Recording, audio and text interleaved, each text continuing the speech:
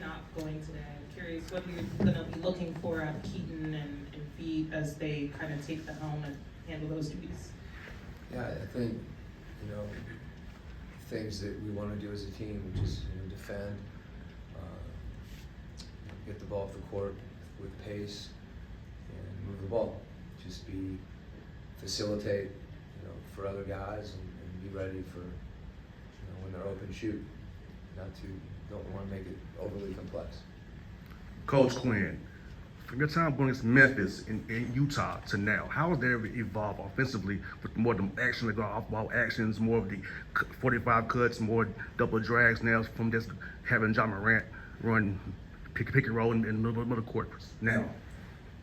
I think teams are always evolving, and particularly as players evolve and coaches evolve and the league evolves.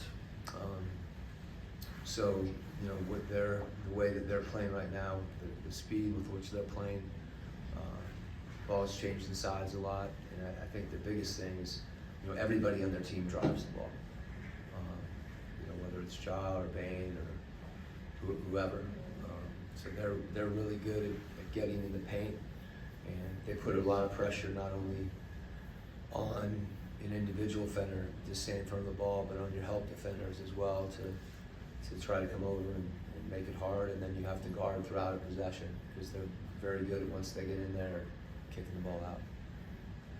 Quin, when it comes to what Larry Nance Jr. offers to this locker room, to the team in general, obviously from a production standpoint, despite the ebbs and flows of minutes on a nightly basis, his presence, what has it meant to your locker room? Well, he's been tremendous. I think, for a veteran who's, played, had significant roles in this league, for him to come in and have the presence, as you mentioned, that he has with a lot of young players. Guys look to him, and I think he's very deliberate about how he uses his voice. When he speaks, what he says is thoughtful and important, whether it be speaking generally to the team or to an individual player. A lot of those conversations with the guys I'm not privy to, but you can tell that they're happening even during the game. Guys come out of the game or on the bench, so his ability to be ready when called upon, and he's certainly done that. Every time he's played, he's played well, whether it be when he's playing with Onyeka or Quinn up in Boston, or the other night against San Antonio when we played in New Orleans. And I think the shooting is, people you see that, but I think his playmaking ability at that position is also something that's very valuable. Quin, when you think back to your time in Austin when Taylor Jenkins joined the staff, has he changed at all from a demeanor perspective, or just have you seen any changes from him over all these years? Well, since the Bolden Creek coffee shop, when we used to be there late at night, you could, right away, when Taylor decided that he wanted to coach, he just dove in, and he had a tremendous amount of confidence, I think early in his career, and that was really, I think that's grounded in, his knowledge of the game. So, of course, we all evolved, and from that, that position as an assistant coach, we used to meet in the Austin Convention Center, like in the hallway. He'll remember all this stuff. The bouncy house was going on while we were playing, and you learn to pass the ball with either hand because there's only two coaches.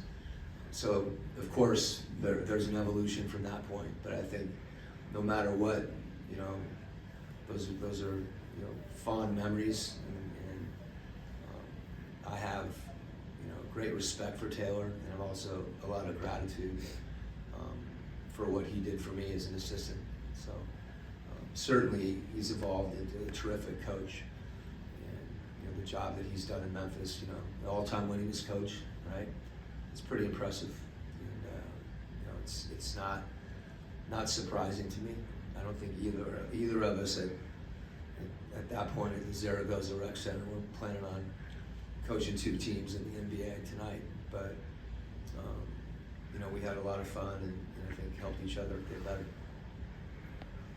Memphis has been high level for several seasons at creating turnovers, and you've had issues with that at times this year, including in the last game in San Antonio. Now without Trey, is there anything you can kind of intentionally do to navigate that in this matchup, or how do you sort of approach that? We cannot throw interior passes. That's a high percentage of our turnovers coming in those situations when there just isn't spacing. And I mentioned spacing is the other thing that's really important, to give the driver or the passer an outlet and somewhere to throw the ball. And then I think that the other thing is just risk reward.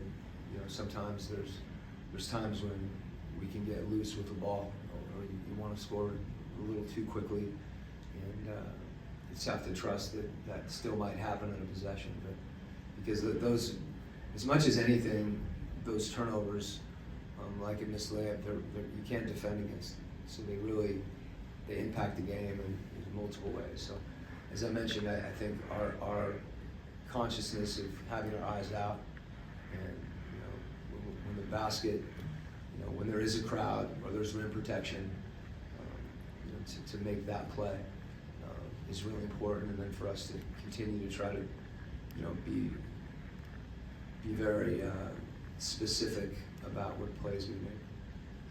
Quin, I know you've spoken about DeAndre. Is there something you can pinpoint as to why you think he's playing at the level he is right now and why he's been so good in this stretch? Yeah, I think, I'd like to think, he's really bought into what we're doing.